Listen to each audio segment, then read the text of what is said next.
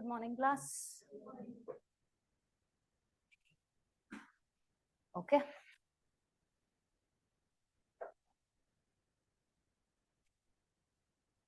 So how many introduction classes have been done for you?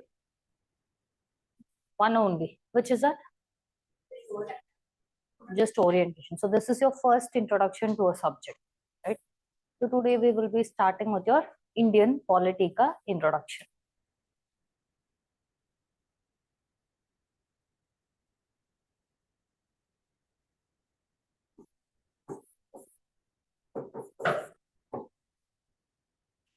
Right?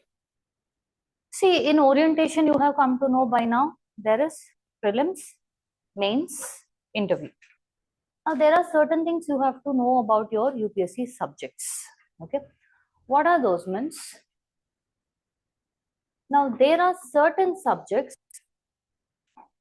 which will come only in your mains and interview. No questions will be asked on it in your prelims. Example, world history.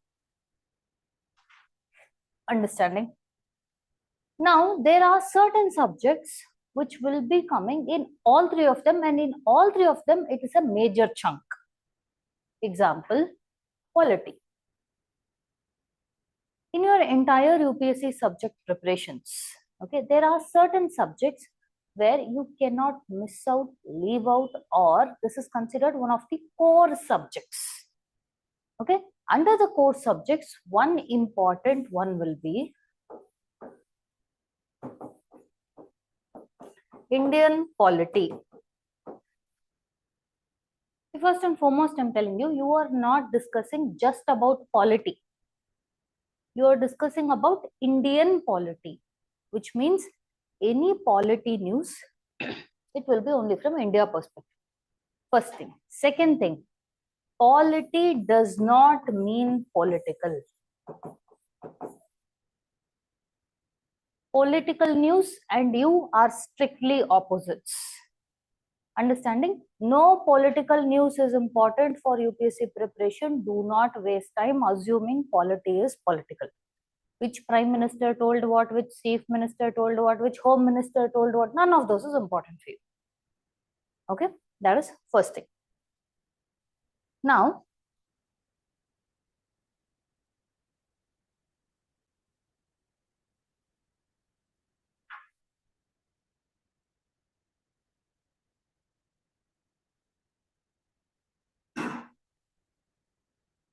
I told you, your polity comes in prelims, mains, and interview. Okay. In all these three, for example, if I'm going to say prelims, your 100 questions will be there. You know by now in orientation, 100 questions. Each question is of 2 marks. In this, somewhere to an aggregate 15 to 18 questions, okay, based on the year. That is why I'm telling aggregate. You can expect just from polity itself. Understanding? You can write down these.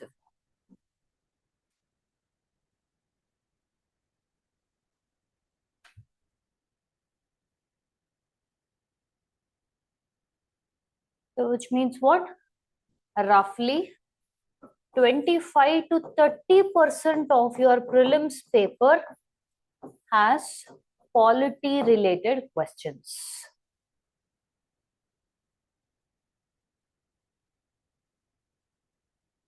Now, when I say polity related questions, there will be two types of questions. One is static questions. Another is dynamic questions. Static questions means these are subjectual knowledge. Okay. For example, if I ask you, when did India get independence? When is it? 1947. If I ask you today or after 10 years or after 15 years, answer will be same only.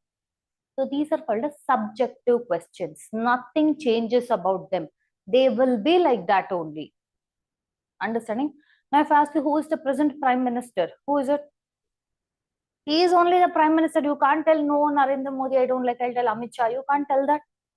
So, static questions are subjective questions. There is only one version of this. Yes, no. You know it, you don't know it. That's all. No possible assumption as to it could be this, it probably will be this. It's only strictly yes or no. Then comes another question, dynamic question, or what we call as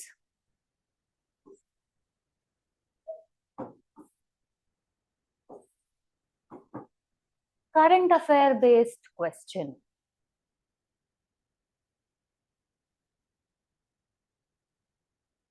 Okay, one example I can tell you is passive euthanasia.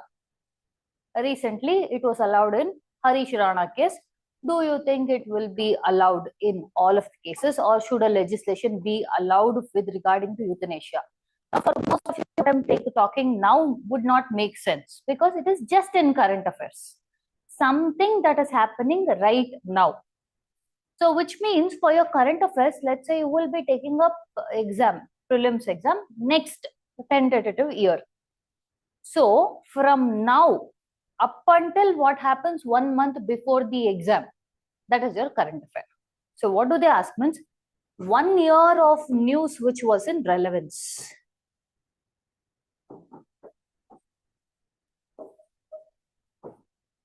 Okay, this is your current affair question. Understanding?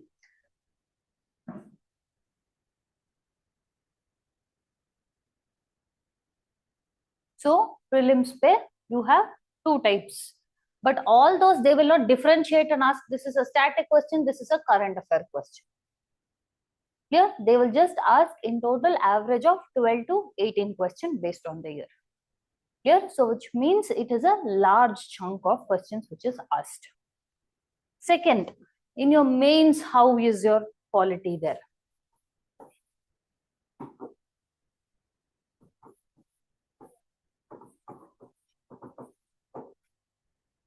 Your mains is a descriptive paper, which means you write down the answers there. Whereas your prelims is objective. You just pick the correct answer. Understanding?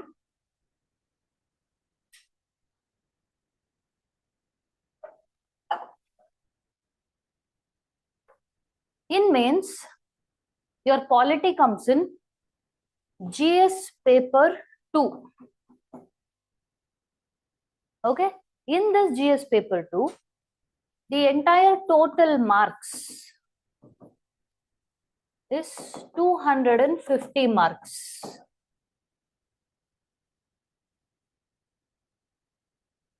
Okay?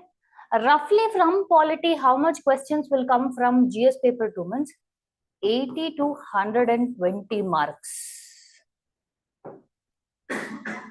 Roughly 40% of your GS paper will be from polity only.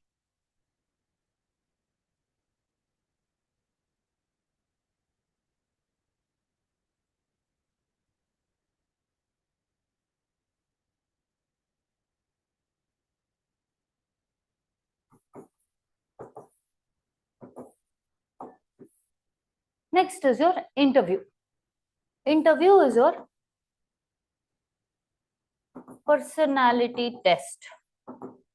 See, in this stage, they are not going to test your knowledge. They are not going to test your memory power. They tested your memory power, knowledge, etc. all in your prelims and mains only. Here they will try to test your analytical skills, which means if I give you a situation, how will you be able to handle that? Because let's say the position you're preparing for is for an, let's say, IAS officer, IPS officer, all of which requires you to be a decision maker in that particular point of time. So how well will you be able to navigate the situation is what they will be trying to see. Now I told you about three things, right? Prelims, mains, interview. See, one thing is, people have this assumption, I will first clear prelims. After I clear prelims, I will prepare for mains. After I clear mains, I will prepare for interview. But the thing is, how your UPSC is set means, by the time you write prelims exams, it takes a month for the results to come out. In that 1 month, your productivity will be very less because you yourself will not be sure whether you're going to clear or not. That usually happens to everyone. After the results come, let's say you cleared prelims, you hardly have 2 months time. In this 2 months time, all you have to do is, remember I told you starting page itself, there are certain subjects which will come only for mains and interview, like your optionals, ethics, GS paper 4, okay, your world history. All of this you will start doing tests, preparing for optionals, essay, ethics. This time will go for here only. So you can't do any more much preparation concept in this 2 months. Let's say you write mains. Okay, you have written mains. But the tricky to mains, then you have a good shot at interview. So let's say you will prepare for interview hardly based on which roll call you will be getting. Okay, each day will be allocated for particular number. So based on what number you get, you will hardly have 1 month time. Here you will end up only taking your mock interviews. Meanwhile, you have to prepare for next prelims also. Because in case if you don't clear and you've come up until mains, you have a good shot at clearing it. So, if you have the assumption, after I clear one stage is where I will prepare for another, there is no preparation time here. There is only revision time here. Then where is the preparation time? That is in the day 1 of your classes. From day 1, you have to prepare for prelims, you have to prepare for mains, you have to prepare for interview. Understanding? It has to be an integrated approach. There is no such thing. 1 year poora I will study only for prelims. Prelims, mains, interview, all three put together is what is your polity. That is what will be taught in the class also. Understanding? Now, in these three, your prelims, it is for 200 marks, I told you.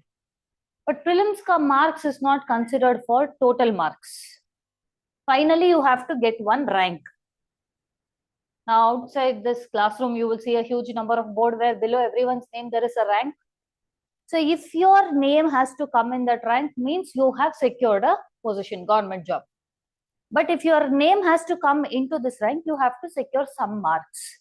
Whatever marks you secure in this, that is not considered for total. Then why are you writing that?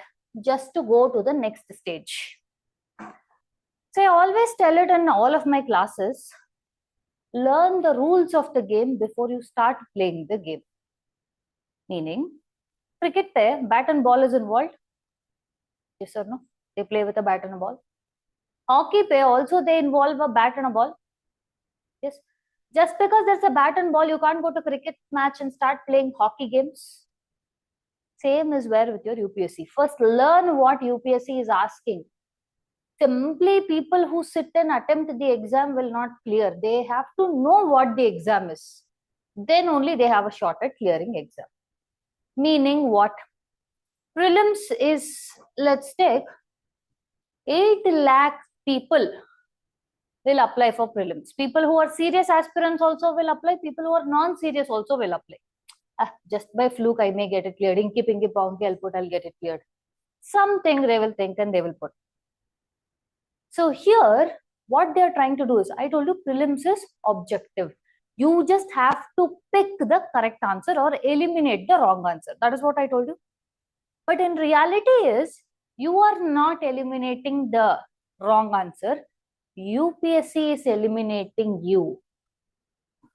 How is UPSC eliminating you?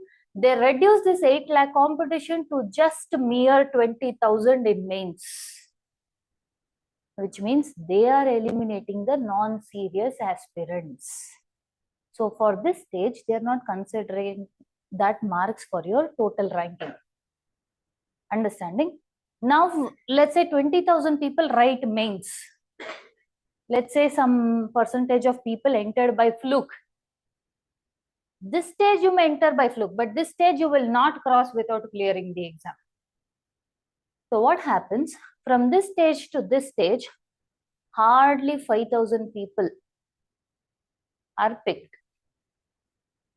From this stage to this stage, hardly 700 people are picked. Now, to look, it looks like the most ultimate, this thing, everything, it's very challenging, which it is, but it is also very easier once you just understand the exam model. What is the exam model? Prelims, I told you, the marks is not counted. Interview is not in your hands. You don't drive the interview. The interviewer will drive the interview, which means there will be a panel. 5 people will be sitting in front of you. They will decide what is the type of questions you just have to answer. And that is completely not in your hands. Meaning, I'll just give you one small demonstration. Anyone will just volunteer. You don't have to come here and all, sitting in your place only. Just any one person. I'll just ask a couple of questions. That's it. Don't worry, it will not be difficult questions. No. It will be no general knowledge questions. Anyone, any volunteer, anyone wants to raise their hands? Yes, excellent. Now, I'll just show you whatever I told you. I will just demonstrate to you as to when I told interview is not in your hands. It is in the hands of the interviewer. Okay. Now, usual rule is, let's say I'm going to ask 5 questions. If she answers all 5, then she has answered all 5 questions of interviewer. So she has a good shot at interview is what our assumption is. Up until here, you're clear with me? Okay. Hello, ma'am. Good morning. Okay. I'm going to ask her 5 questions. First question I'm going to ask you. Ma'am, what is your name? I asked her first question. She answered the first question. Second question. Ma'am, what is your educational background? Very good. I asked the second question. She answered the second question. I'm going to go to the third question. Ma'am, what is your favorite color? Excellent. I asked her third question. She answered third question. I'm going to ask her fourth question. Ma'am, what is your favorite food? Excellent. I asked her fourth question. She also answered fourth question. Last and final question. Ma'am, do you like comedy genre or horror genre? Excellent. I asked her 5 questions. She answered 5 questions. So technically, she has did a very good job at this interview. Yes. I'm just giving you a demonstration. I'm not telling these are the 5 questions they will ask. Now, let's say the same interviewer. Now, I'm going to ask her 5 questions. Hello, ma'am. Good morning. What is my name? I asked her first question. She didn't answer the first question. Now, I'm going to ask her the second question. Ma'am, what is my favorite color? I asked her the second question. She didn't answer the second question. Ma'am, what is my educational background? I asked her the third question. She didn't answer the third question. I'm going to ask her the fourth question. Ma'am, what is my favorite genre? Horror or comedy? Doesn't know. I asked her fourth question. She didn't answer the fourth question. Last and final question. Let's see if she answers this. Ma'am, what is my favorite food? Excellent. You performed well. I asked her 5 questions. She didn't answer 5 questions. Is because of one simple logic. If I want you to answer, I will ask questions you will be able to answer. If I don't want you to answer, I will ask questions that you don't know the answer to. Understanding? Simple logic. This is what I meant. Interview is not in your hands. It is in the hands of the driver. That is, I am the driver in this interview. That doesn't mean the interview people are scary and horrific people. They'll ask all the questions you don't know. They're very sweet people. Okay, but what I'm trying to tell you, and you should understand this doesn't count. This is not in your hands. Then outside our classroom, you see huge list of people. Then how did they make it? Because of this. Mains. Mains is extremely crucial for you. Also because of one more simple thing. Remember, I told you, know the rules of the game before you start playing the game.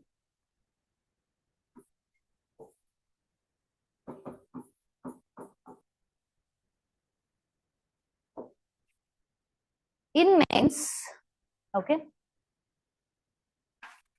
person one has got, let's assume, 860 marks. Okay. One more person has scored 859 marks.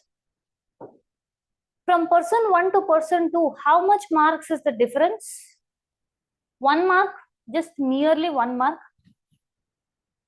If 859, okay, higher the marks, okay, more rank you will get. Let's say 859 mark guy, understanding this, he got 148th rank. Assumption ke liye I'm telling. This guy has got 1 mark more than him. So technically he should be getting somewhere around 147th rank only. But he will be getting 144th rank. The difference between them is only 1 mark.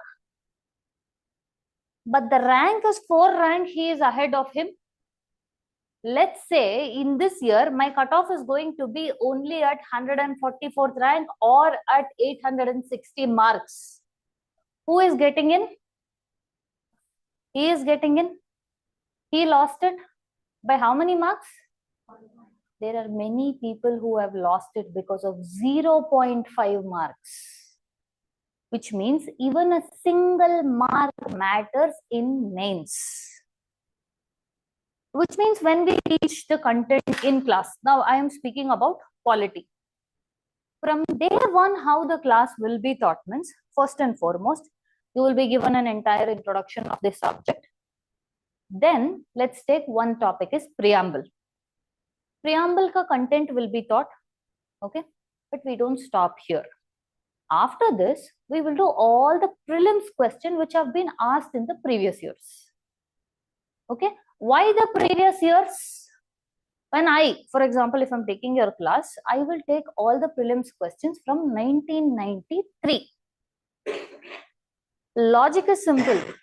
Any static question that is asked in 1993, the same static question only they can ask in 2026. What is static question?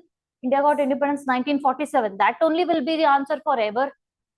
It cannot change. And also, again, I'm restating my own statement. Know the rules before you play the game. UPSC has one objective or UPSC has one concept where it re-repeats the questions. If you open a particular topic, there will be at least 5 times a question will be repeated. Different years. So in static, if you are clear, and in static, you will make no mistakes. Okay. Current affairs pe like you, another candidate also will not know much. But the only entry into prelims to mains is you cannot lose out on any static questions. So how do you cover static questions? All the previous year questions of UPSC from that particular topic. We will cover those. Apart from those, based on the relevance, we will see what kind of questions they will ask from them. We will cover those. And most importantly, people have this assumption thinking that after entire subject is done where mains should be started. No. From day one of the class, you will do mains answer writing. Okay. You don't know how to do, so the faculty, that is, I am going to teach you how you will do the mains answer writing for each of this. Why? Because majority of you getting in or out of that interview, or whether your name has to come into that board which is outside or not, depends largely on mains. Understanding? So which means for mains, you need complete analysis of the topic and depth of understanding of the subject. Understanding? Clear up until here? You can just write a small summation, whatever we discussed.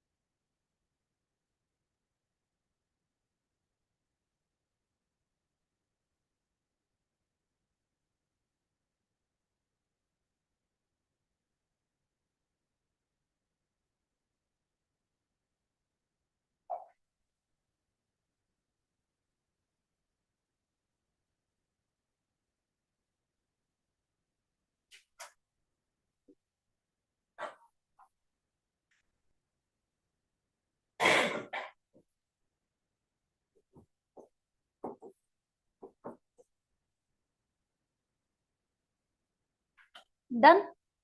Next, what and from where should you read polity? See, first and foremost, I'm going to tell polity is a little bit of descriptive subject. A lot of content will be there. Okay. A lot of content will be there doesn't mean that you will unnecessarily load content. What and how much is needed for UPSC, that much only you have to know.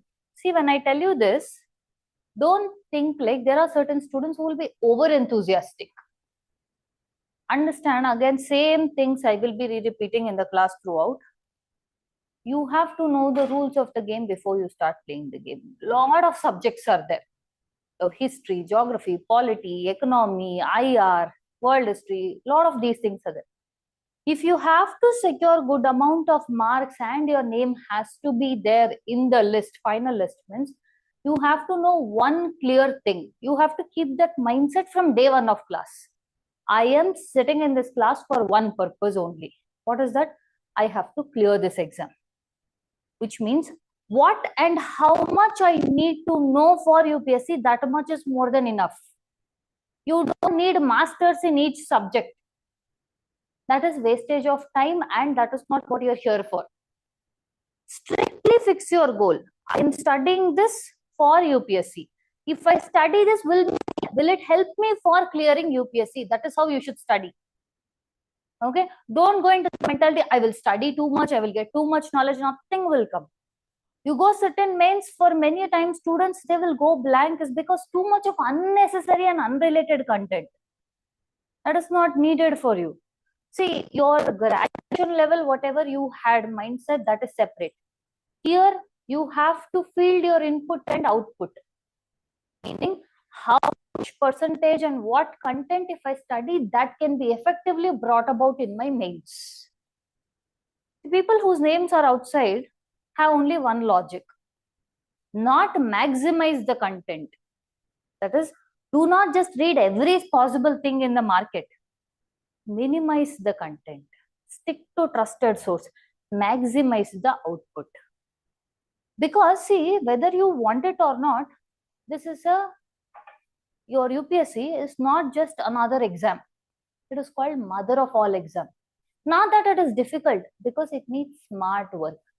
You will see all this motivation throughout. UPSC needs smart work, hard work. You first have to understand what smart work is. Yes or no? Smart work means one simple logic. Understanding yourself. Usually, human brain can retain attention for hardly 1 to 2 minutes. In a 10-minute stretch, that's all is what they can retain. In this, when you go sit in GS paper and write it, you have to remember all the subjects for knowledge means all unnecessary content you would have read. And you'd go to the exam. Finally, everything will overlap and nothing will come to your mind. What is the point of reading all that unnecessary content material, overburdening yourself? So UPSC is about smart work means choose the content, stick to the content, trust your faculties. Understanding? And one more thing is religiously you study the book. Sometimes I've seen people reading 2 standard textbooks, 3 standard textbooks. But at the end of the day, they don't even have the ability to answer basic questions. But there are some students who read only 1 standard textbook, 10 times revision, 15 times revision, 20 times revision. Perfectly, they will be able to answer the questions. Here, the key is not reading too many books, too many articles. Why I'm telling that is, for example, your polity. There is one chunk in this called as articles. Almost one article 1 to article 425. 425 topics are there. Some people will get over enthusiastic and they will ask, man, we should by heart all 425 articles. You will have to by heart all 425 articles if you are here to write a law exam. If you are going to use these articles to argue your case in front of a judge, you are not here to do that. Hardly you are here to make sure you clear polity exam. By clear polity exam, gain the maximum marks. If you look at your UPSC, I don't know how many of you have seen, Notification, have you seen of UPSC? Before prelims, every year they will release something called notification. That notification is your holy Bible, meaning that is the one that is telling how they are expecting or what they are expecting from you. You know what they have told for GS papers? If at all, okay, if at all, a student, let's say you have did BA, BE, BCom, anything. In that, if one subject was polity, how much you would have known? That much, if you know, that is more than sufficient. Now, let's say optionals. You all have heard about optionals right now. How much we want a student to know about optionals means if that student was a postgraduate student, how much that person should know about that subject, that much he should know. Meaning, what are they trying to tell? Your GS papers is generalized knowledge.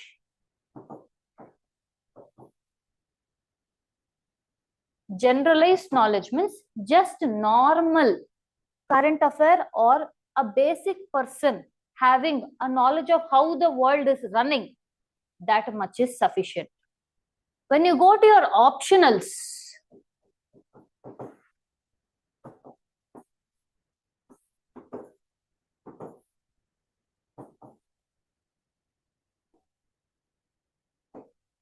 they want someone who has specialized knowledge.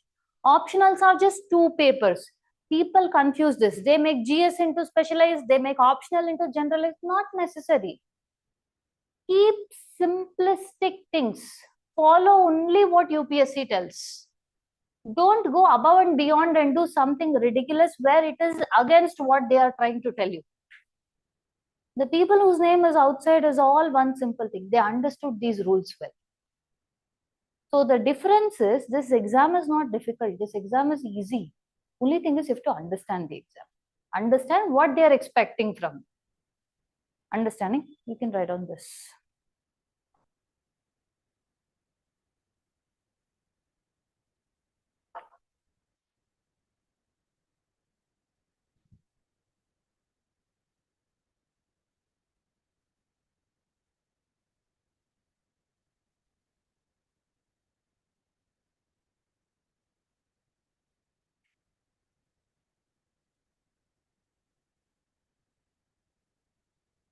Done?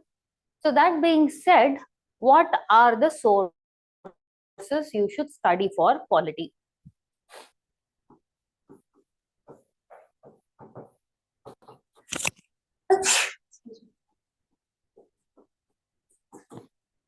First is your basics. Basics means NCERT. Now, when I tell this, there will be a lot of follow-up questions that keep coming back to me. Ma'am, from which standard NCERT? Ideally, I would tell 9th to 11th standard polity NCERT you can study. But this is not the rule that is applicable to everyone. See, each and every person is different. You may have a background, you may not have a background. Your graduation no longer matters, whatever you studied in graduation. Understand one simpler way. Go open a 9th standard polity textbook. Now, when I say 9th NCERT, it was written for children who are studying in 9th standard.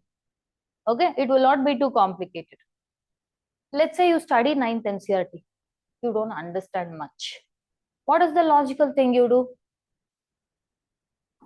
Go back to 8th standard NCERT. Read that whole book. You don't understand anything. Then come back to 7th standard NCERT. You don't understand here also. Then go back to 6th NCERT. Don't worry, you will not be in a situation where you will not understand 6th standard NCERT. It is very basic. Basic has to be from 9th to 11th, but below this, if you're not understanding, go to lower level, study, build your base, then come back up. First thing. Second thing is, at any point of time, do not, while the first time you're reading, do not pick a pen or a pencil and do not do any markings in any of your books. Because you still don't understand what is important, what is not important. You will only understand when classes are done and when you keep solving tests. Until that, do not write, mark anything. You can mark of this.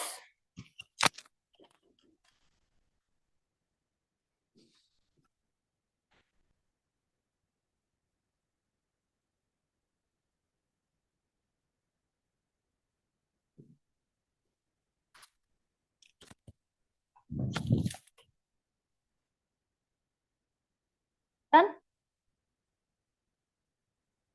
So, they'll ask, ma'am, there is a concept of old NCRT, new NCRT, which one?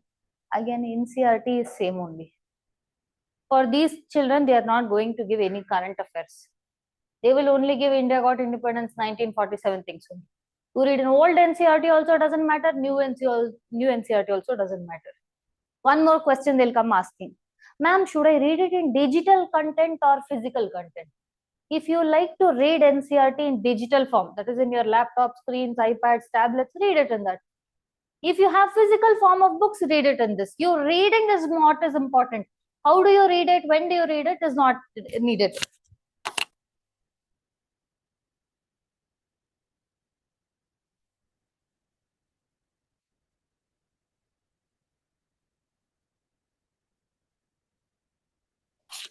Understanding? So this is your basics. Do not enter advanced books before you read basics book. Okay? You can just pick the book yourself, start reading it. It is not much big of a deal. Okay? After this is your advanced. Advanced means the proper syllabus of your polity will start. Okay? Here again, I will reiterate the statement I made earlier. Know the rules of the game before playing the game. Meaning what? See, your graduation and all, it will be like you have some standard books, you have some chapters. In that only they will ask questions. Yes or no? But you know how UPSC works? UPSC does not have a textbook. And UPSC does not pick questions from any textbook. Based on UPSC question papers is how your books are made. One advanced book I would suggest is, for example, Polity Pe Lakshmikant. This book was written based on all the UPSC papers and also what possible questions can they ask from these topics. Understanding? So which means this book is made specifically and only for UPSC. Clear? That is first thing. Second thing is, there is other books also, Lakshmikant, D.D. Basu and all this.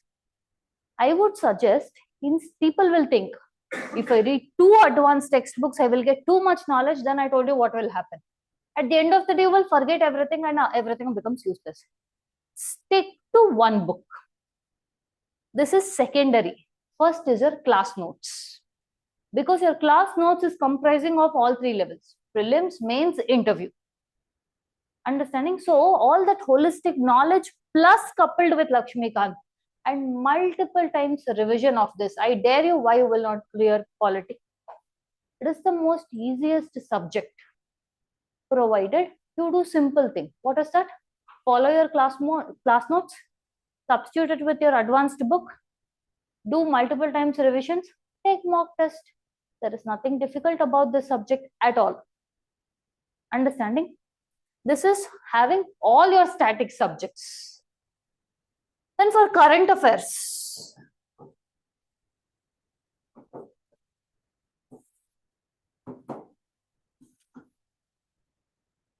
this is where people fall into trap. Current affairs does not mean your interview pay. Some people will tell interview pay, they ask me this question. Unbeatable questions. Nothing of those. Those are all hypothetical questions. Current affairs should be from trusted source. Very, very trusted source. Which means first one will be your newspapers. You have 2 options. You can prefer Hindu or Indian Express. Up to you. Whichever one. Don't do two. Because starting stages pe you don't even know what to read in Hindu paper. Don't even dare of making notes in the starting stage. You only will know what is important in newspaper after at least 30% of your syllabus is done for you. But why we tell you to start reading newspaper from the starting is, if in class they make any reference to the current affairs, you will understand what they are talking about. Second thing is, you will get the idea and habit of reading a newspaper. Okay? This is from newspaper source. Second most important thing is your government source. That is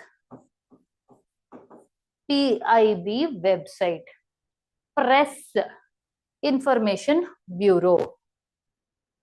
This is, remember I told you, trusted site. This is government only publishing news, which will be 100% authentic. You don't have to worry about the authenticity of the data.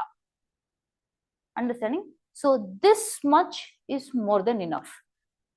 This is either or, Hindu or Express, not Hindu and Express. Done? Anyone want to write this on?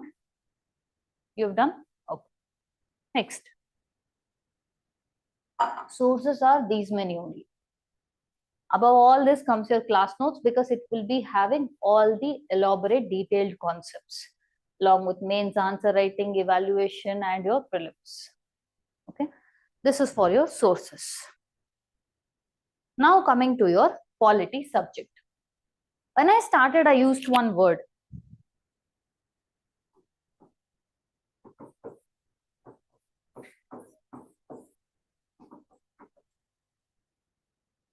Polity is not equal to political. Then what is polity?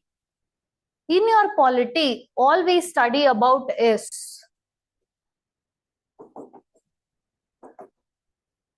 your concept of constitution. We will speak about your preamble.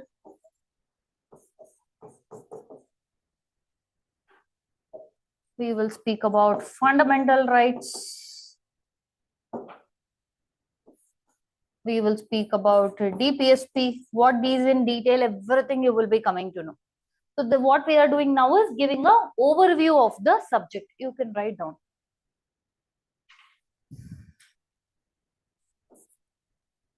Then we will be discussing about something called fundamental duty.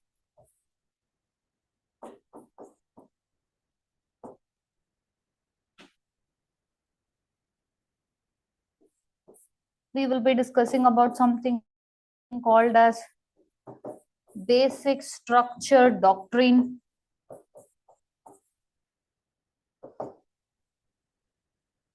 In all of this, we will be discussing various judicial cases.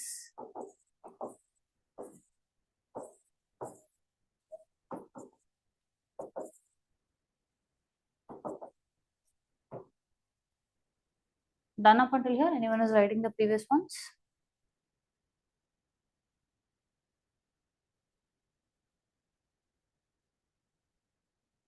We will be discussing about your various amendments. See, don't worry, all these are just subject overview. In detail, every single thing will be explained to you.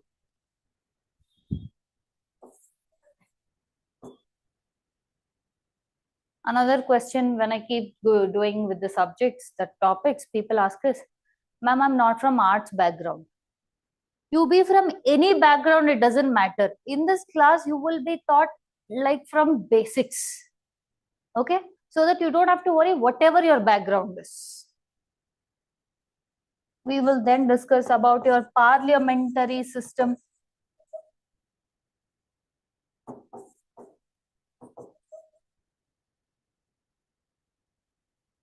We will be discussing about federal structures.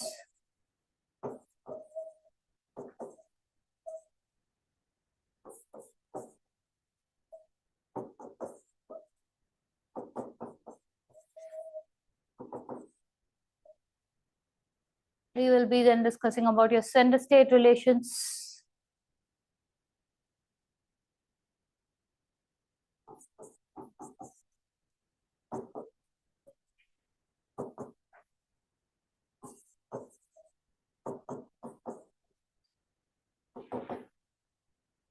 We will then be discussing about interstate relations.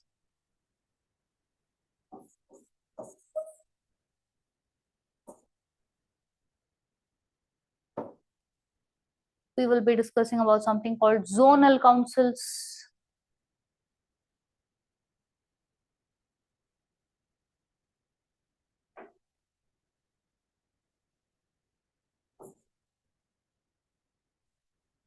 Then we will begin with the concept of president.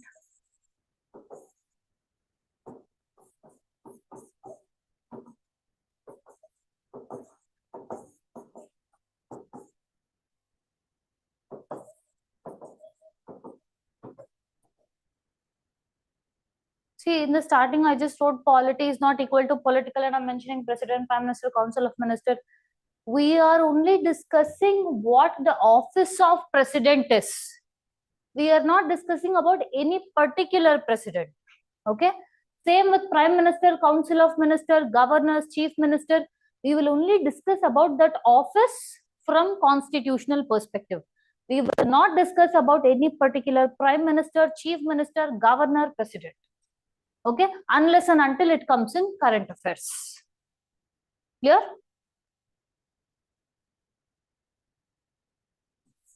Then we will go on to discuss parliament.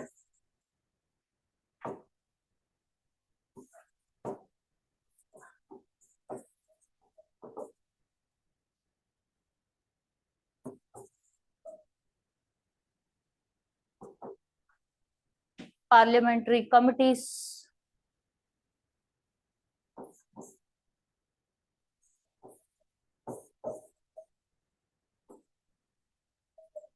Supreme Courts.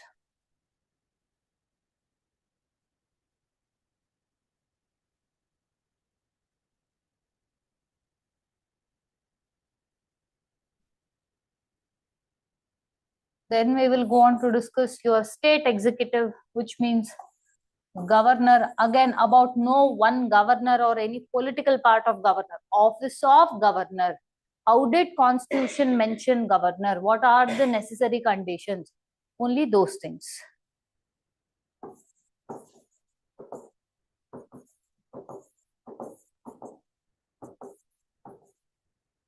Chief minister and council of ministers.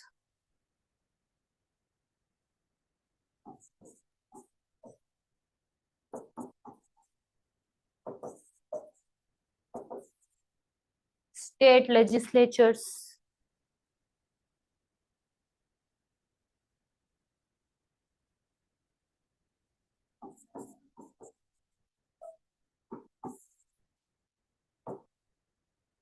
We will discuss about High Court.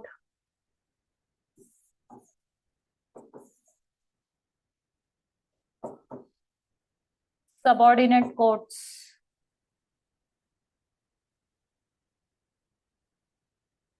We will be discussing about your emergency provisions.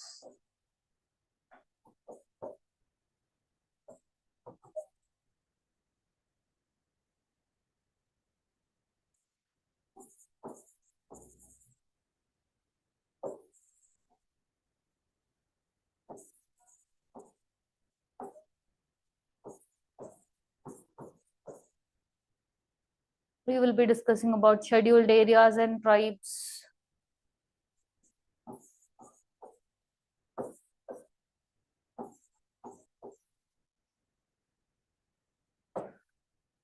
We will also be discussing about your local self-government. Local self-government means your panchayat and municipalities.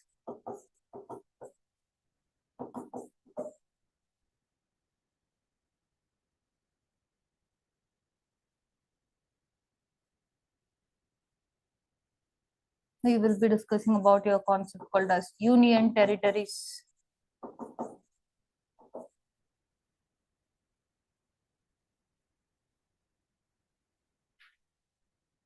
Okay. Then we will go on to discuss about a topic called as constitutional bodies,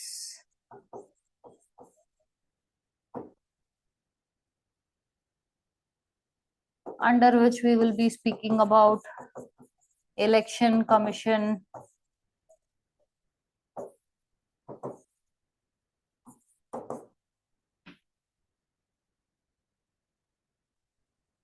finance commission,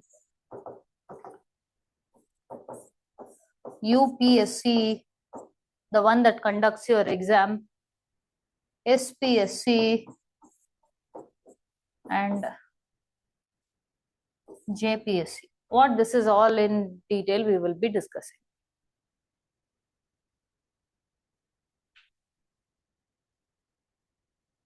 We will also be discussing about something called as Attorney General,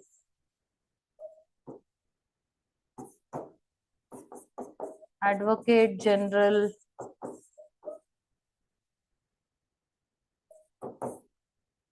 CAG, Comptroller and Auditor General,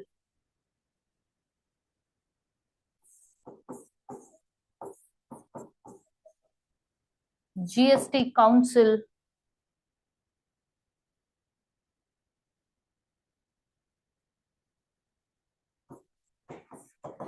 etc.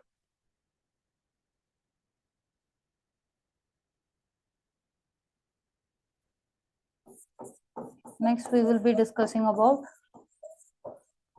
non-constitutional bodies.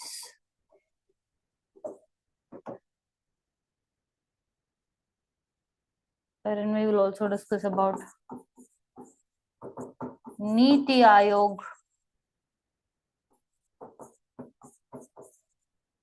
Planning Commission,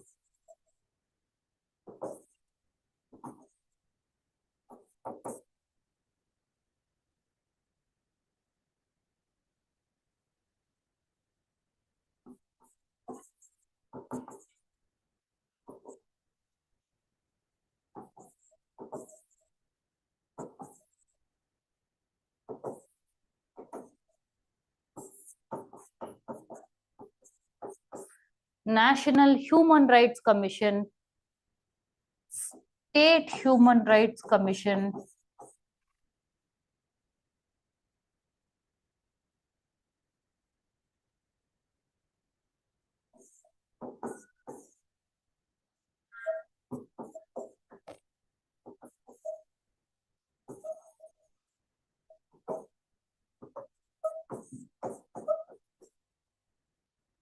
Central Vigilance Commission or CVC,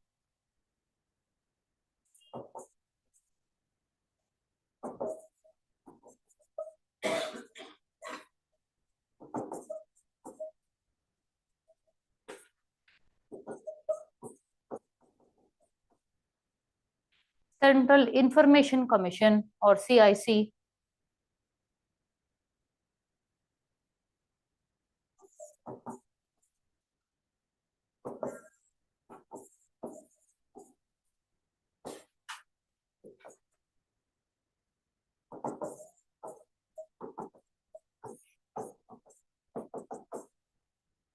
we will be discussing about Central Bureau of Investigation or CBI,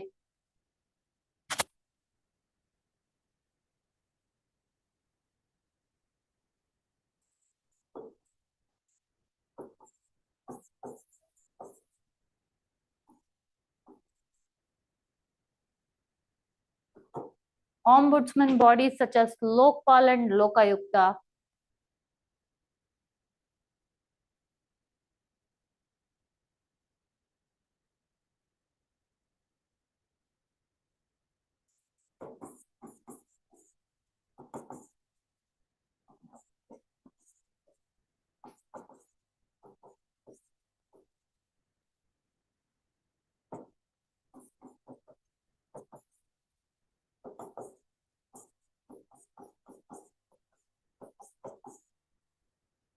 National Disaster Management Authority or NDMA,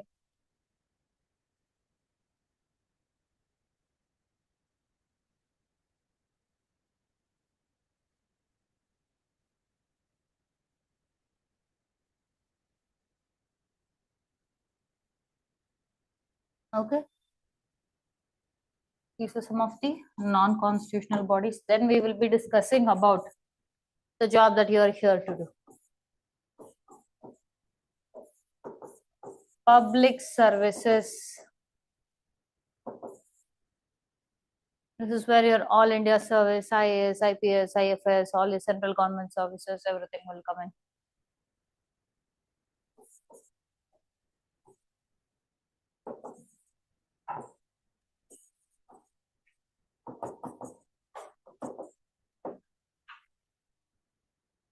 Then we will see committees with regarding to working of a constitution.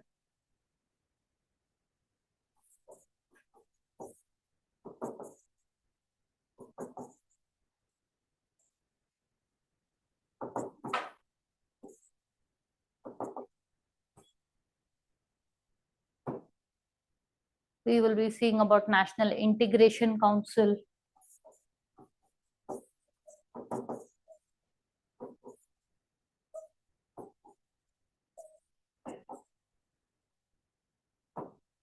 National Development Councils. We will also be seeing about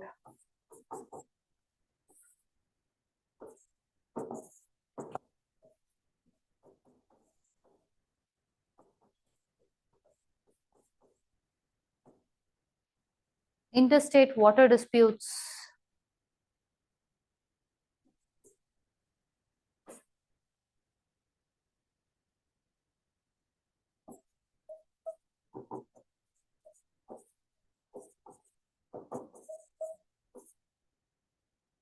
Lastly, anti-defection.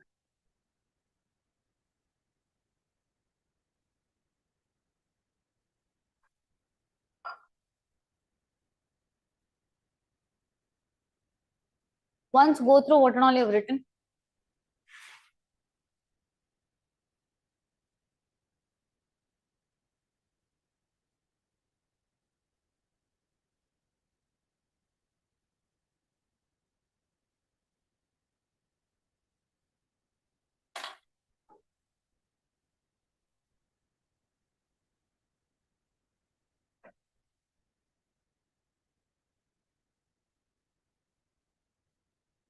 Done? Did you go through the entire list? In anything here, did we see about any politics related news? See, that is because your polity, like I told you in the starting, polity is not political. We don't care which prime minister tells what, which opposition party tells what. Only the constitutional elements or something that affects the office. That's all we are concerned about. Okay. We do not want political topics. So when I told you, you have to read a newspaper, it automatically that political news. Okay. There will be certain times current affairs which can be drawn from political news, but you still don't know that yet, right? So you have to wait for 30% of your syllabus to be done to know what is polity news, what is political news. But I told you from the starting, you have to get a hang or habit of reading about your newspaper. So start reading newspaper, okay? But that should not be about making notes, marking anything in newspaper, okay? It should just be about trying to read the newspaper, A, to get a hang of it, to make it a daily routine practice. And second thing is to make sure whatever you're reading, you will have some understanding of the example when the faculty explains it. Understanding? So this is the only two things about your polity newspaper. Second thing, remember I told you about NCRTs, right? I told you, you start from 9th. You're not understanding 9th, go to 8th. Not understanding 8th, go to 7th and then 6th. 6th is the base. No need to go to 5th and all. They don't have anything like your 5th polity book and all. So how do you read? See, do not take forever to read NCRTs. Keep a fixed timeline. Okay? Keep a fixed timeline means, let's say, no matter how slow of a reader you are or how fast of a reader you are, reading and completing that book is not, no one is going to give a medal or achievement thing. The only thing is you have to understand what is in that book, right? So Let's take initially, you will spend one day. Okay, take one 6th standard NCERT book, try to read it. You will give one day to it. After your classes, you will go home, you will rest. Evening, you start with that book. See how much you're able to finish it. Here, read means don't read like you're physically reading mentally or somewhere lost and absent. I again told you, out of 10 minutes, hardly 2 minutes is where you can focus. So what you have to do is, let's say first chapter is there. Okay. First chapter in your 6th standard NCERT will be something called as democracy. This will be chapter 1. 6th standard NCERT, I'm telling. How you have to read means hardly in this entire book put together will be 40 pages only. Because your 6th standard children are studying. Too much is there, they will throw the books and go off telling education only is not needed. So, to keep it interesting for them, maximum only 40 pages they've kept. In the too much of diagrams, drawings, all ridiculous stories, your questions, all those things will be given. Leaving all those, you will read chapter 1. At the end of chapter 1, you will take a rough book. Okay, this is not your notes book. No notes will be maintained. Simply a rough book. After whatever you've studied in chapter 1, you have to write whatever you remember. Okay. In the class also, I don't know if you observed, I first explain it to you, write something on the board and I tell, write down that. The reason is simple. Same thing I will repeat back again. You have to know the rules of the game before you start playing the game. Mains pay, when you start writing, I told most important thing in your entire UPSC preparation is mains. Mains is completely descriptive. Descriptive means you have to physically write the answers. So when you have to write the answers, what you end up doing is, there will be only 2 sets. Either there is a 10-mark question or 15-mark question. 10-mark question, you have to write it within 150 words. 15-mark question, you will write it within 250 words. Word limit is not the issue. We can come to it later. When you write the mains paper, you have to first come away from the graduation mentality. UPSC pay, they will not give you marks like in graduation. Ayo, Papa, he has attempted a question. Let me give 1 mark. A handwriting is nice, half mark. No such things will exist. Understanding? Which means, why I told you 1 mark. 1 mark increases your rank by 4 ranks. So even 0.25 marks is also important for you. So what you have to do is, when you write the paper, okay, whatever I give you a question, you write. It then comes to me, evaluator. Okay.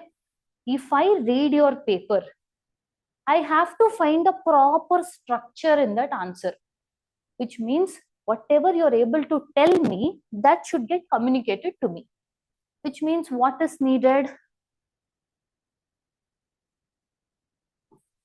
A proper flow of information is needed, which means you have to know I am writing something which will be suitable to this question. Not everything I know about that particular topic. Understanding why they have set word limit means, let's example, I say the question is about constitution. I don't want you to write everything you know about constitution. I only want you to write about the question I asked you. Understanding there is big difference between both of this. Whatever you write, if you give me, I will give whatever marks I want. But if you want good marks, you have to write what the question has asked. Which means, what do you need? Proper flow is needed. Many times people have the content, but they don't know how to write. Why? The issue is you are not able to reproduce into paper what you just studied or what you just heard. So this is why from day 1 in my class, what I usually tell is, I will explain everything. Then I will tell you to write down. You may have understood, you may have lost it in between. It's fine, because after this, I'll again give you notes also. Why we make this as a practice means, so that concept of reading, retaining, reproducing comes into your mind. So this is what mains is all about. Reading, retaining, and reproducing, which means presenting that in the form of written words. That is why when I told, when you read the NCERT, you will for a minute, chapter 1, you read, you close the book. 5 minutes, you do not think about anything. Then you come back and you write whatever you read in chapter 1. Okay. Then after this, again, you will go open chapter 1 and see. What I wrote and what is there, is it same? You don't have to exactly match 100%. At least the concept is it same. If not, if I have left out few things, what is it I left out? That much you have to do. This way, you will do reading, retaining, reproducing. Otherwise, this is the basic building block for mains. Understanding? Right.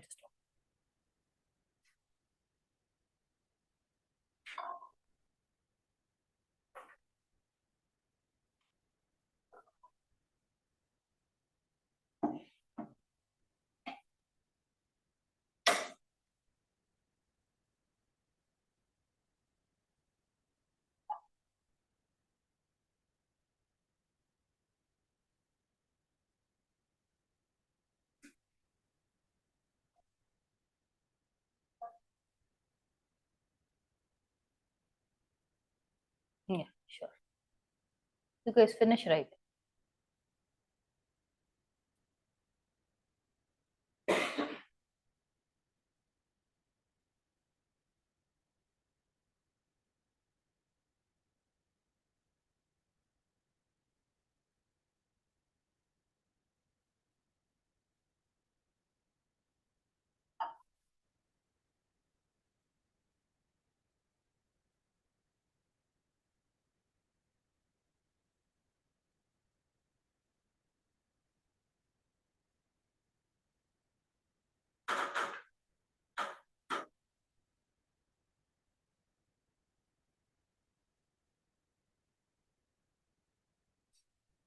Done? So just so that we can sum it up one more time. So how do you go about with respect to reading anything or whatever I teach in this class? I usually will tell you when I'm explaining, don't write anything down. I will give you time to write something down.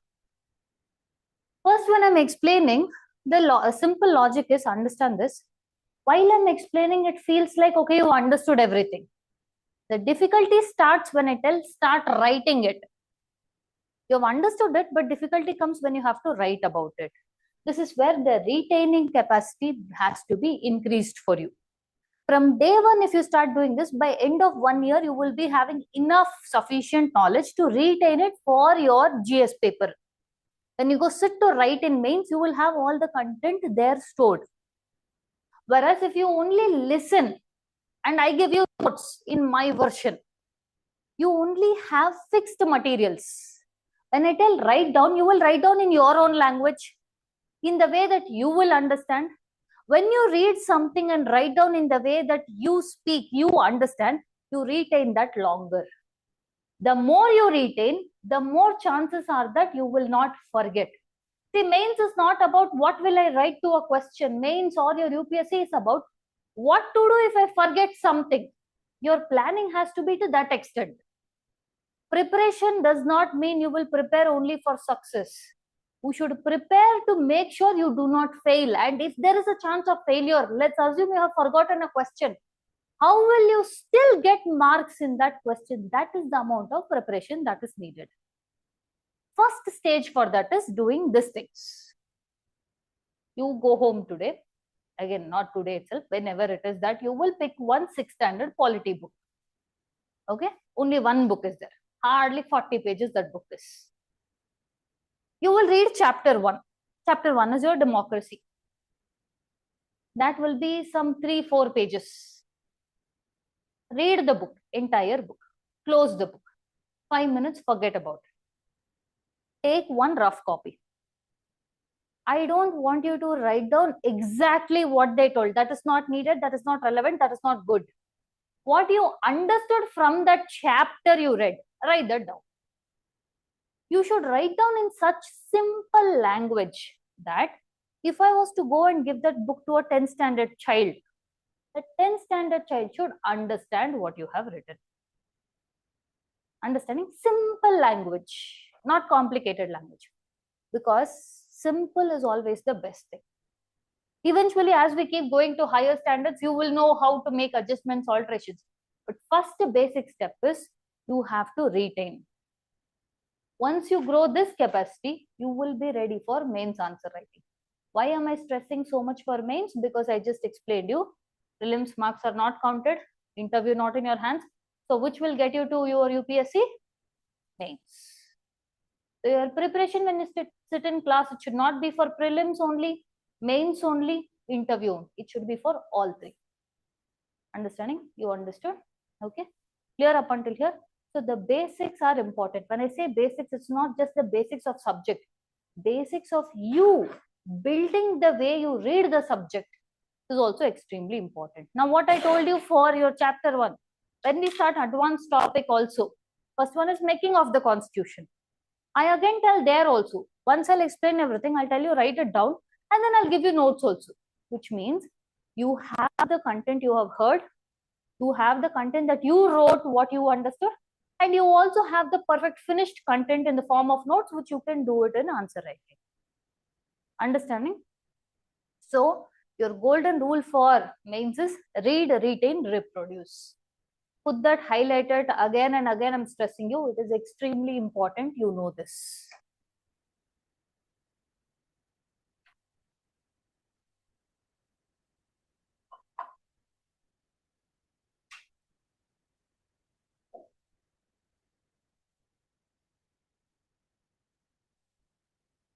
Okay. Now, there are some myths that people usually tend to do. I told you, what are you supposed to do?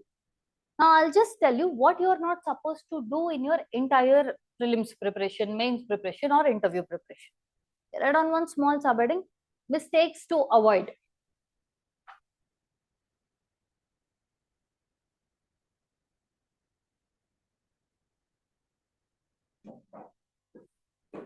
Too many sources. I told you, your concept regarding polity has to be newspaper, first is class notes, your basic NCERT, advanced books. That's all. Entire polity preparation, this is the only source. Don't go for anything more, anything less. Do not overburden yourself. This much only content, revise it multiple times. The more you revise, the better you will perform. Understanding?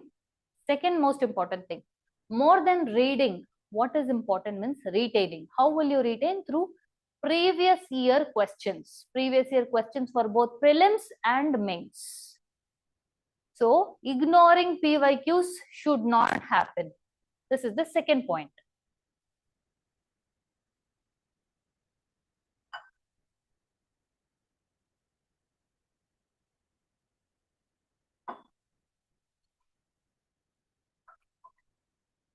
Third most important thing, when I tell you have to read, retain, and reproduce, what some people will tend to do is they will start mugging up or by hearting.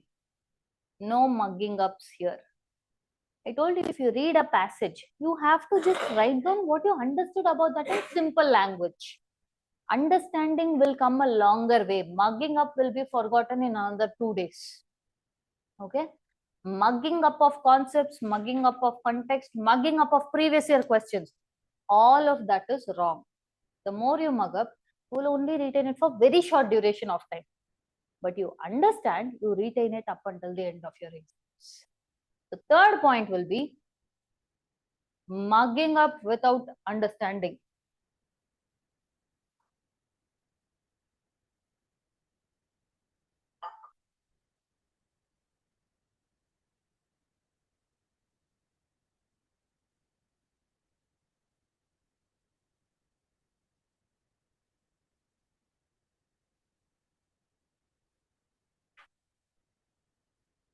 Okay. So, in the initial stages, this is your important mistakes to avoid. Now I also told you about your basics NCRT, correct? Minimum is 9 to 11 standard. 12th standard ka book is not needed because that goes into political theory. But if you don't understand it, start with 8. You don't understand 8, start with 7. 7 you don't understand, 6. Okay? The years that you take is up to you. Now I'll give you one simple plan. How do you do this?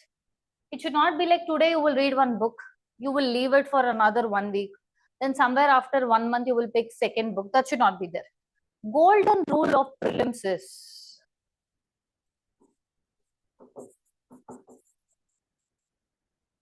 consistency, which means it's okay if per day you don't read 8 hours. It is not recommended in the starting. Because what will you read for 8 hours? You don't know anything.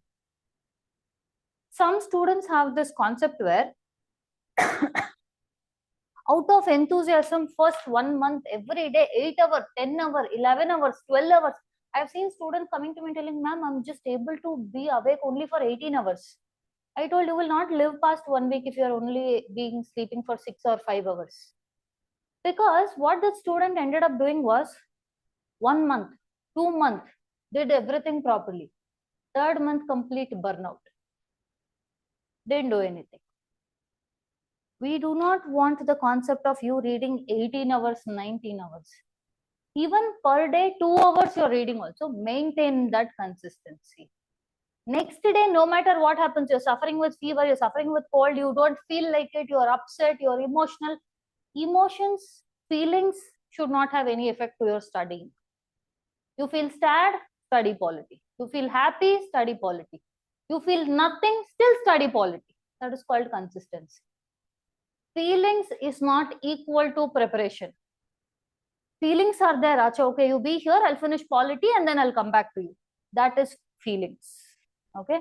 Feelings takes second priority. I don't feel like it. Okay, it's feeling. It will be secondary. Still you have to study. That is consistency. Understanding? So, irrespective of what happens, this is not preferred. One day, if you have decided I will do 2 hours, you will study for 2 hours no matter what. Okay, your hands are broken. It's okay, hands are only broken. No, still mind and eyes can work. No, you will still study. Why I am telling this is there should be no breaks. To create breaks, your body makes it leisure. The simple component you have to understand is many times when you go see how the mains classrooms will be, people who are going to write mains, they usually tend to carry small pieces of chocolates with them to UPSC exam. You know why? That is simple strategy. It all has to do with one culprit.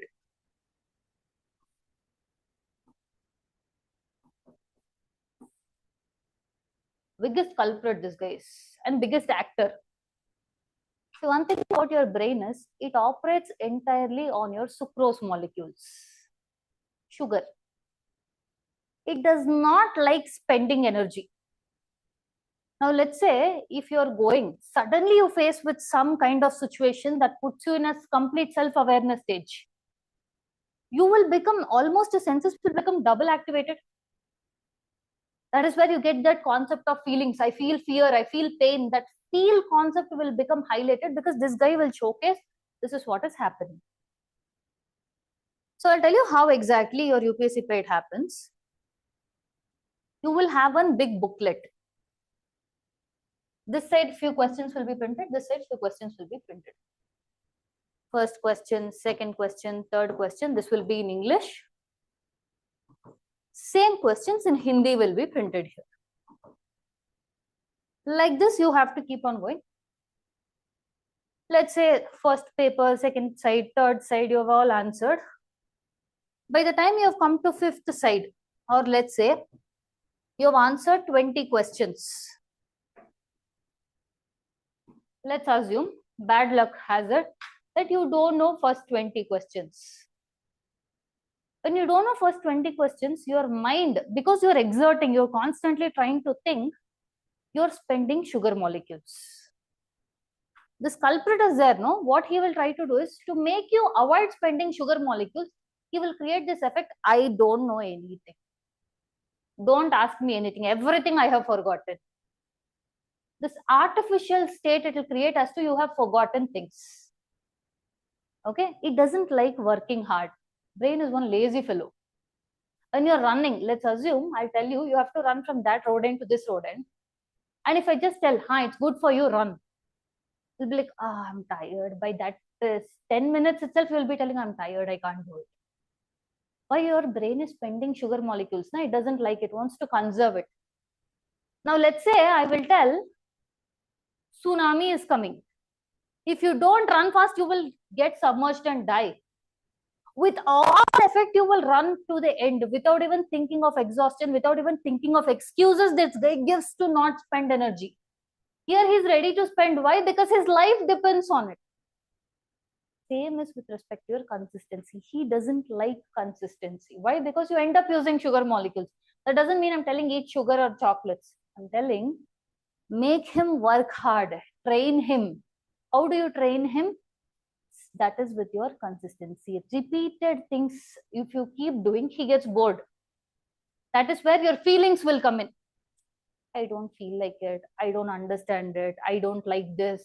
Few people will go on to tell, I don't like the subject. I don't like the faculty. Everything he'll give you to just make sure you do not sit and read.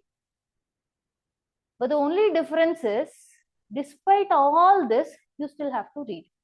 You still have to retain. You still have to write. That's all is hard work. Nothing else is hard work. Hard work does not mean you will carry 120 lbs and you will start running marathons. You will have to do the boring parts. Movies pay, it's very nice to see the glamorous part. Within one song, people are IAS officers. But reality is, you have to do boring stuff. What is it? Read, retain, write. Read, retain, write. Every day. That's all is hard work. Nothing more. You do not need to study for 18 hours, 20 hours, lose sleep, go mad. None of those. UPSC is very simple to crack if you just know the right tips. Understanding? Any other doubts you have from your side regarding the subject, regarding the topic, anything, or regarding UPSC itself? Once go through what you've written, see if anything is there in that you don't understand. Yeah. No, it will be written by you. I will write it down on the board. You will reproduce that.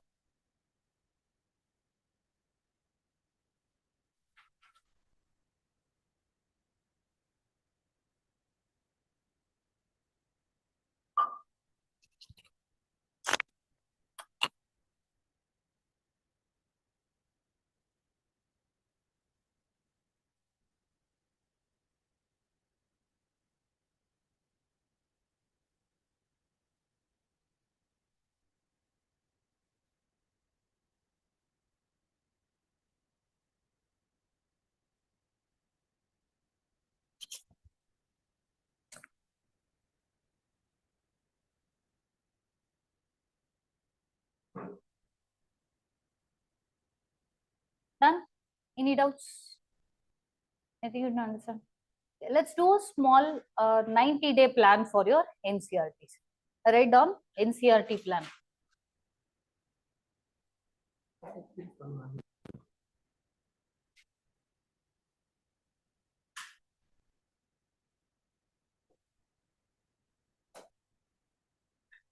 Okay.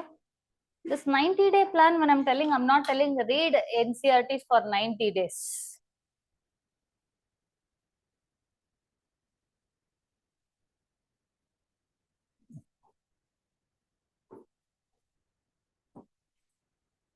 Now I'm telling only for NCRTs. Okay. Let's assume you're going to start with 6th NCRT. Okay. 6th NCRT means 6th standard NCRT textbook.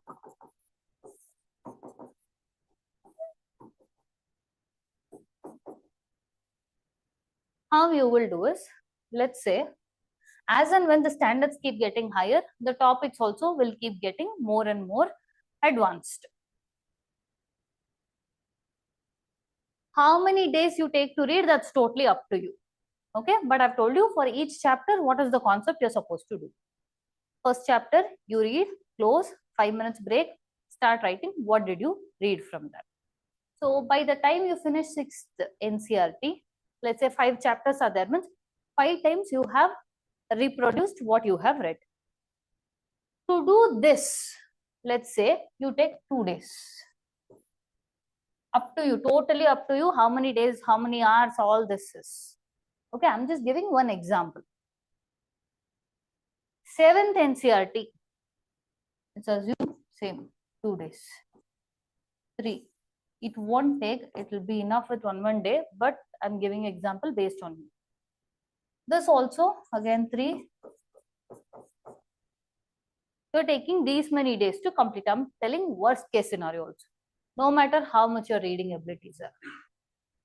You will read, but for every particular chapter, the same reproduce has to happen.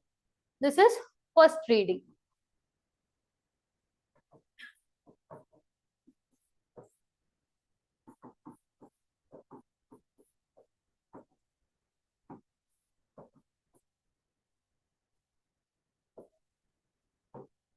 Okay, this is first set. Read on up until here.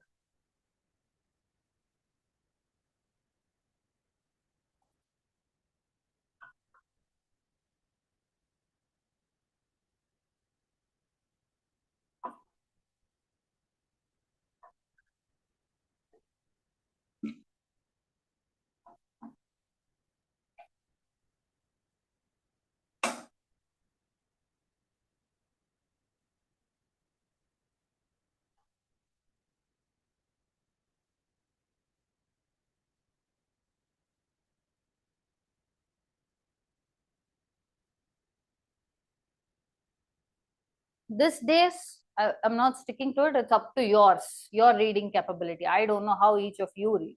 It's up to you. But in all this, make one thing consistent. Initially, whatever day you set, that is ours. From day one, if you go back home today and tell 2 hours I'm going to study, make sure 2 hours has to be consistent in all this. If you want to increase more than 2 hours, fine. But minimum should be 2 hours. Okay, that minimum 2 hour cycle you shouldn't break. Okay. This is first thing. What do? You read all these things. You retain how it is, 5 minutes, close book, write it. Now, when you do this, you leave it at this. Okay. Next 30 days, you will not come here. Next 30 days. After you finish this cycle,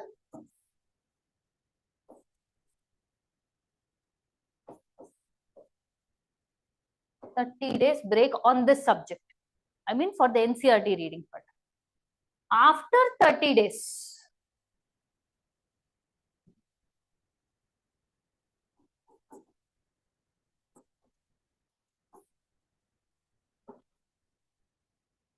remember that rough notes you would have written, don't squish it and throw it off in dustbin. Save those. Read just those rough notes.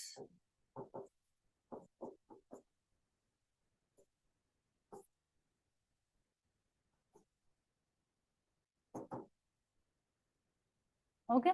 Whatever you wrote in the version that you understood, only that you will read first. Again, not everything in one go. Same. 6th NCERT, 7th, 8th. While you write down itself on top, if you want heading period on 6th NCERT, chapter 1. So you just read those notes, what you have written. In one go, you will finish for all the chapters. Meaning, whatever notes you would have written there, you will take all the notes. In one go, you will read all the chapter ka you have written.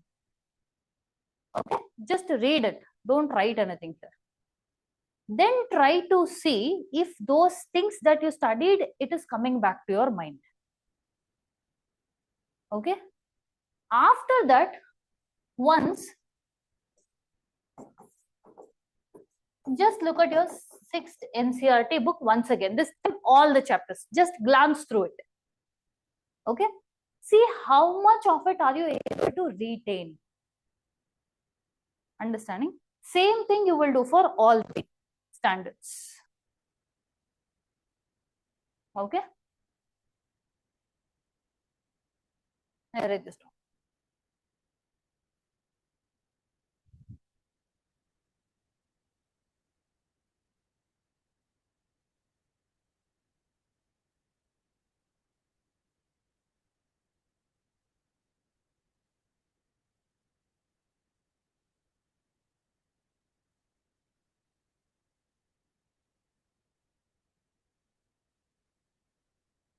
Done? Now what you will do is,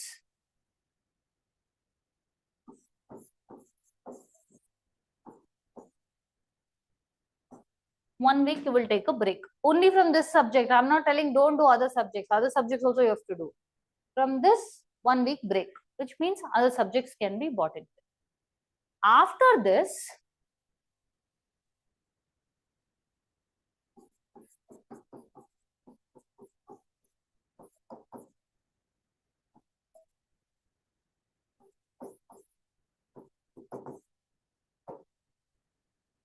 you will have to answer the previous year questions from these chapters. Now, where will you get that? After your NCERT book itself, they would have given questions. Okay, that is not for UPSC level, that is given for 6th standard students level. If you're able to answer that, that means you've understood that concept. So just those questions you answer. Same, 6th, 7th, 8th, 9th, 10th.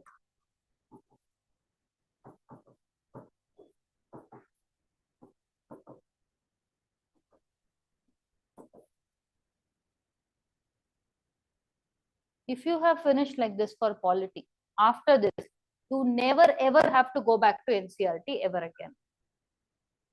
That's all. NCERT chapter is closed. Done?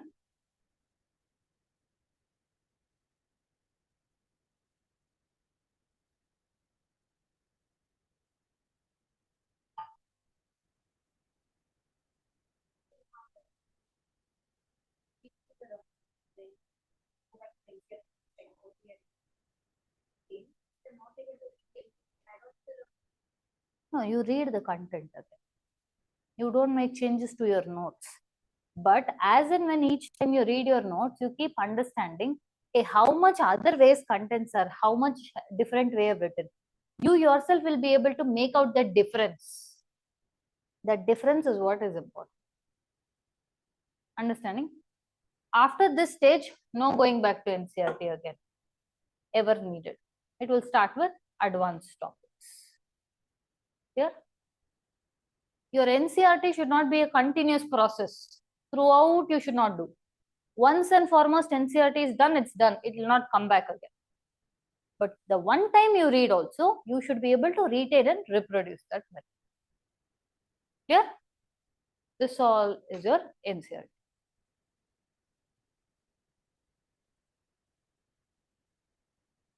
Now, while I was explaining about your polity, I constantly kept using the word everything from constitution perspective. Prime Minister, Chief Minister, Council of Minister, everything is from constitution perspective. First, then we have to say what is this constitution? Read in the subheading constitution.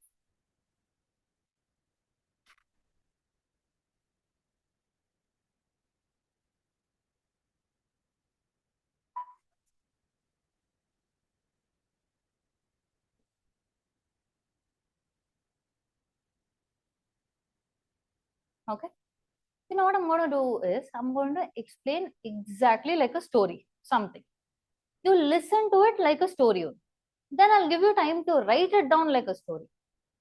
Okay. After this, I'll give you the notes. Okay. Just to sum up whatever. What exactly is constitution or what this concept of constitution came in means? Understand. Let's say this is India. Okay. This is your UK or Britain.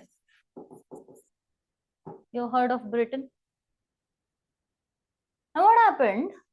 Your UK or Britain, guys, Initially, they came to India in 1600s in the name of trading. Initially, they came is only to trade with India. India had good amount of spices, cotton clothes, silk clothes. We had very different, unique ways of product making. Throughout the world, it was demanded very much. So they came to trade. First 200 years, they were trying to control India indirectly. How? Through trade. Which means go to the local rulers, keep telling, give me more concessions. Give me, let's say they will tell, if you have to leave one country and go, you have to pay duty. Give duty-free access for me. All those things they used to do. The next 200 years, what they ended up doing means, especially after 1858 period of time, British directly took control of India, which means they started directly ruling India.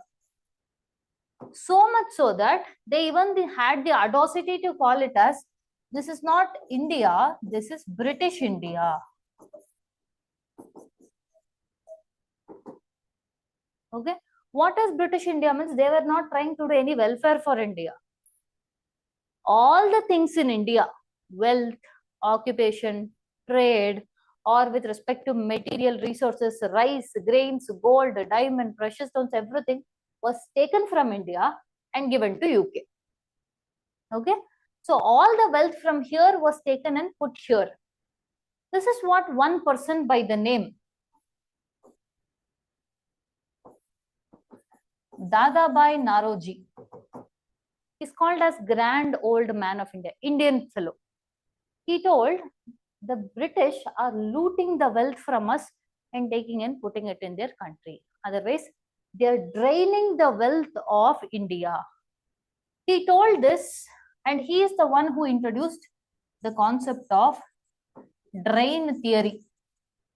Whatever I told in detail, you will see that in history. Okay, drain theory means British is taking all the wealth and draining it in their country. They are stripping out of our wealth. This is why your India was subjugated by British. Subjugated means India was under the control of Britain. Now the question comes as to why.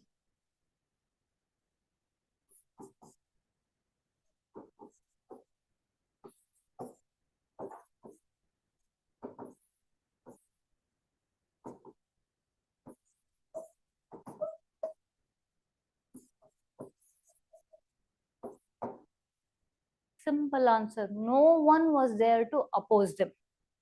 That doesn't mean whatever British was doing, no one was fighting. Everyone were fighting. Mysore fought with, your Mysore princes fought with British. Your Marathas fought with British. Hyderabadi Nizams fought with British. Mughals fought with British. But still, your British were undefeated. You know why? Because all these I told, Mysore, Marathas, Mughals, Nizamis, they never fought together as one. They fought independently, or let's say if Mysore is fighting with British, your Hyderabad and Mysore don't like each other, means Hyderabad will be on the British side supporting British. So one thing we lacked was unity. Because we lacked unity, we could not drive out the British. Okay. And because of this, British kept doing whatever they wanted in our country. Take how much ever wealth you want, take how much ever things you want. Okay. Literally, India became like a place where they just started grabbing money. Not just the British administration, but even the British people who were coming to work here were taking money for themselves. And you know how India had become? Almost by 1942, 1770, 1823, 1942. We had one thing called as famine. Famine means, I'll tell you how the reality was at that point of time. Farmers were growing. Land is fully green and luscious, fulfilled with crops. But they can't take anything. In front of their own eyes, they have to watch their children die. They have to watch their families die. They themselves are dying. You know, this period was time was called as complete malnourishment. They had only bone and skin. Okay, why? Because severe hunger, severe poverty. Almost 1/4 of our population was wiped out. If the doctor was consulted, the solution to people not dying was only one thing: give them food, at least 1 square meal a day food. But I told you, full are for your paddy fields, everything is filled with crops. Where did it go? British. They took our crops, they took our grains, they took our produce. But our people died with hunger, with starvation. So much so that people were fed up. People were fed up of what the British were doing to us. So this is where your concept of Indian independence starts. Okay, many people fight. Your Gandhi, Tilak, okay, your concept of your Pirosha Mehta, lot of these people who and all are there, that history pe they'll teach. One guy, this guy, took the leadership. He told, now if we are going to ask for freedom, it will not be to Bengal, it will not be to Bombay, it will not be to Madras, it will be to whole of India. So we want independence to the entire British India. Whatever region you have called as British India. British India means today's Pakistan, India and Bangladesh, all put together. For all of those land, I want independence from you. From whom? British. They fought so much. Finally, August 15, 1947, India got independence. Now we got independence, but there were some very great leaders. Leaders like Jawaharlal Nehru, Pattabi Sitaramaya,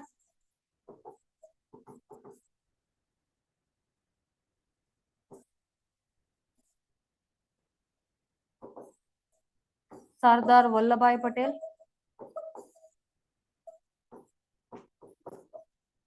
Maulana Abul Kalam Azad. A lot of these people decided one thing: getting independence from British is not the only goal, but we have to create a country in such a manner that it should not go back to what it was. What was the condition? Means your British were ruling, okay, completely they drained the wealth. That is, they didn't care about Indian people.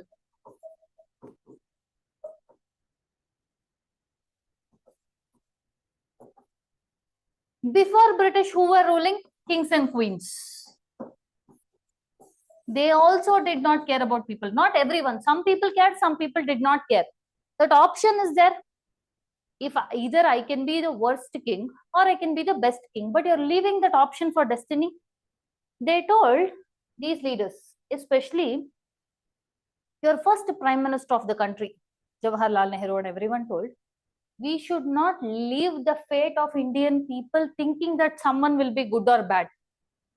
We should now create a country where if the leaders are there, if they are going to hold power and position, it should be only for the welfare of people.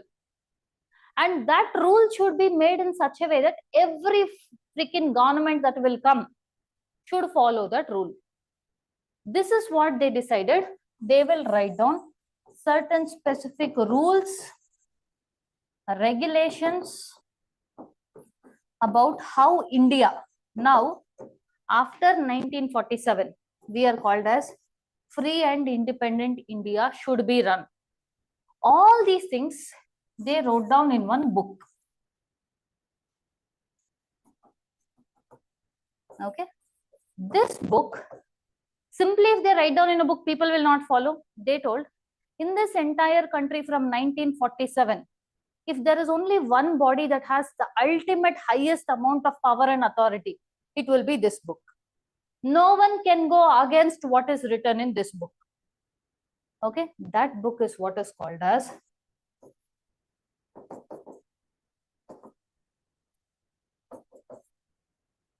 Constitution of India. 1947 पे this book started running. This book came into effect in 1950. 26th January 1950, India started living, being like what is told in this book. That is why you celebrate 26th January as Republic Day, which means the day India truly became free. From 26th January 1950 to your 17th March 2026 and further on, country is run by this book, not by those people. People can change. This can't change. Understanding? So much so that your judiciary calls it, this book is a living, breathing book.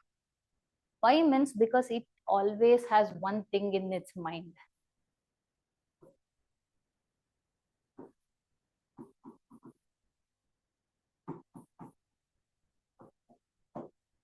Welfare of Indian people. The leaders may not have it, but the book will not allow them to go or do anything beyond the welfare of people. And history, if it has proved anything, there has been many leaders who have tried to stray away, but your book has always brought them back into position. Understanding? That is the constitution that we are talking about. Understanding? Now, how I explained like a story. See, in this, many things you might have forgotten. Doesn't matter. But just write it like a story only. Don't worry, all of these things I will be giving it to you as content. You will have all these. But this is just an exercise to make you retain things for longer.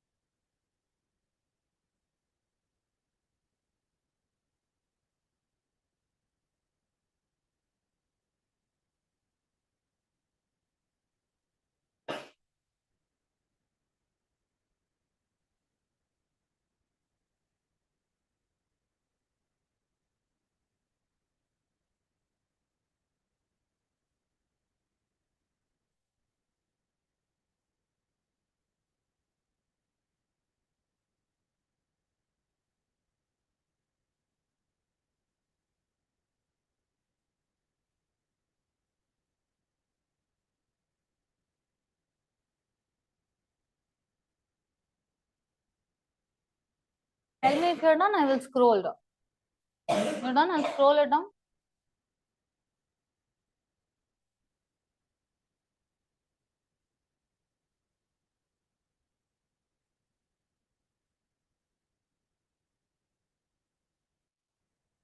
Your version. But in case if you forget, if you just want to look at it, you can write this.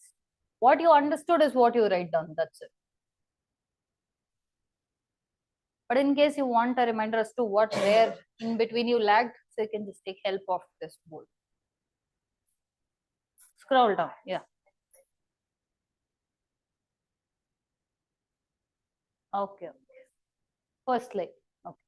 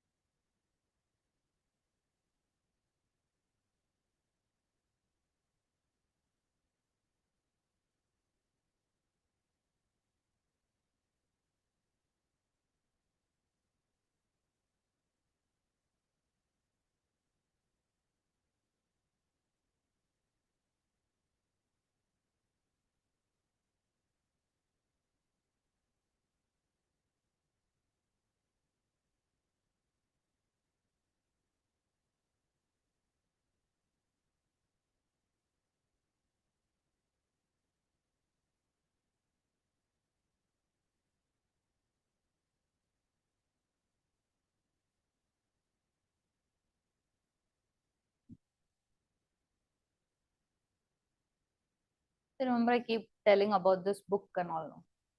Your politicians are called as temporary executives. They will come, they will go. Any moment they can go back. But throughout from 1950 to 2026, if someone is running the country according to this, it is where you guys come in. The permanent executives or bureaucrats. That is why you read about this and not your political things. That is why I said polity is not political. You run the polity of the country.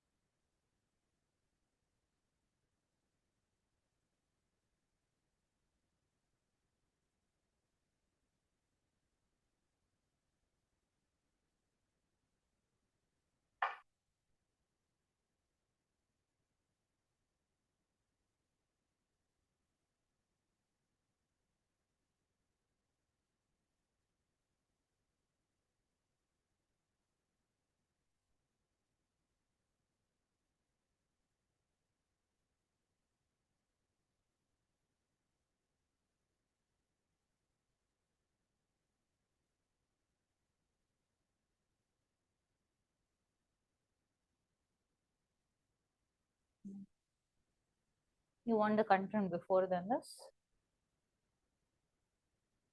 Come again.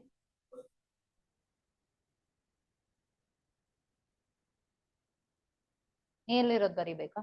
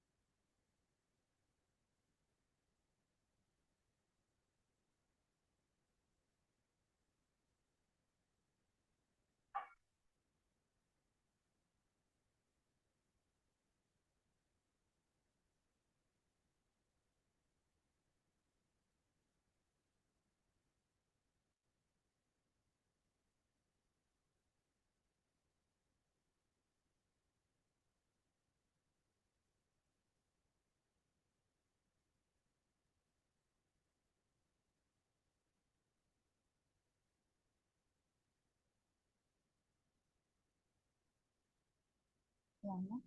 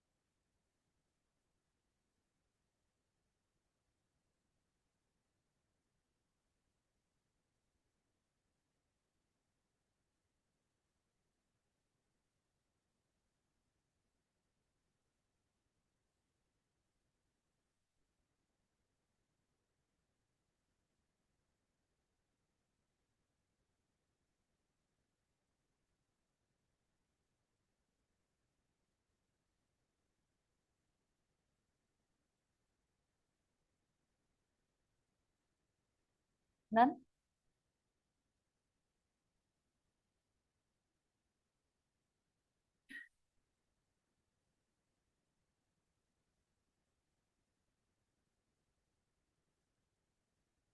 Shall we move ahead? So what happened? This entire book of content is written. Usually, whenever you pick a book, there will be one index page. What is an index page? It tells what is there or what can you expect in the book. Same way like that for this book also, there is an index page. We don't call it index page, but it is equivalent to that. Which means if you look or read at that particular page, you will understand what this book speaks about. That index page is what we call as preamble of Indian Constitution. That is, what this entire book speaks about is just written in a concise manner in that. Okay? I'll write this down, you'll understand. Preamble of Indian Constitution. This is the first page in your constitution. Okay? What we are writing down is the preamble. You write down exactly what I read.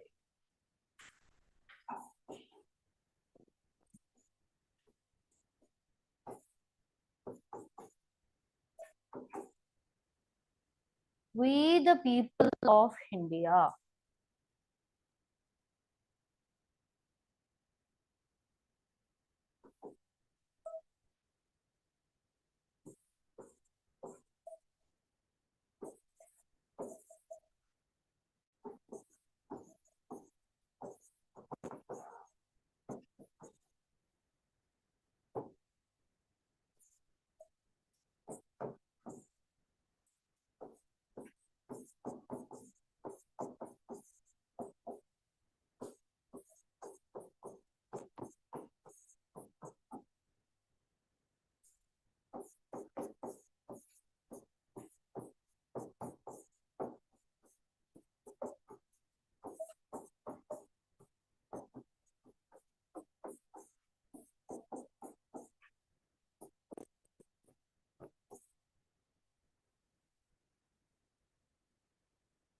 We, the people of India, having solemnly resolved to constitute India into a sovereign, socialist, secular, democratic republic.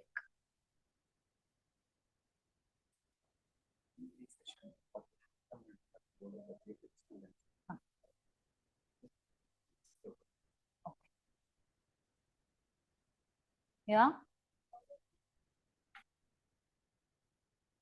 Yes. Solemnly. M-N, oh, N is missing. M-E-N-L-Y.